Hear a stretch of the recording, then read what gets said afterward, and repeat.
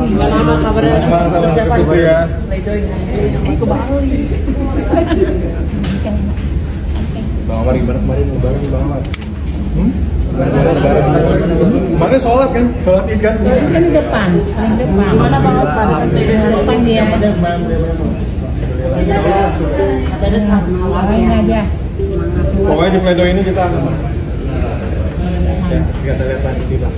Kata Bang Iwan semua juga semua isinya juga semua perjalanan hidup kamu dalam hidup mungkin proses penulisannya segala macam itu kan pasti berat. Ya nanti aja.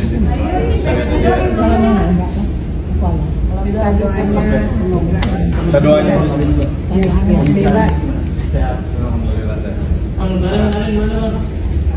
Lebaran kemarin gimana? Kemarin selfie aja. Iya, lagi saya. Adit sama Panji gitu. Ada depan nanti. Cuma kok. Bawain makanan-makanan. Oh banyak banget. Banyak bawain rendang, opor. Udah 3 bulan sekarang. Makanya minta doanya nanti mudah-mudahan setelah putusan kita bisa turun blok gitu kan. Jadi warga binaan lagi, udah nggak diterbangin ke MK. Salah satu poin penting dalam pledoi kamu apa pledoi kamu? Salah satu poin pentingnya ya, saya akan menceritakan segala macam tentang rahasia tentang diri ini. Ya mudah-mudahan itu bisa jadi bahan pertimbangan hakim. Mas. Itu juga keberatan yang saat gimana? Ya, saya makan.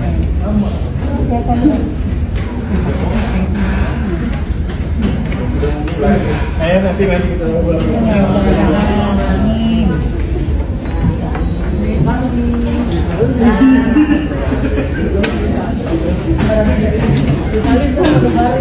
Hakim pun waktu itu memutus saya kembali lagi menjalani rehab. Sungguh menyakitkan bukan karena rehabnya, melainkan kabar yang saya terima datang dari mantan istri saya, yaitu keinginannya untuk bercerai, meminta saya untuk berikan talak kepadanya. Ya tentu saja saya menolak. Untuk saya dibesarkan oleh keluarga yang tidak ada kata bercerai, dengan melihat betapa besar cinta Bapak kepada Mama, bahkan sampai Mama menutup mata pun Bapak masih tetap setia dan memilih membesarkan kami sendiri tanpa didampingi pasangan lain sampai akhir hayatnya. Tentu saya tidak akan ada kata bercerai di hidup saya. Namun berbeda lagi dengan pandangan mantan istri saya. Dia pun tetap memaksa meminta talak. Sebagaimanapun saya sudah meminta maaf, memohon, merajuk,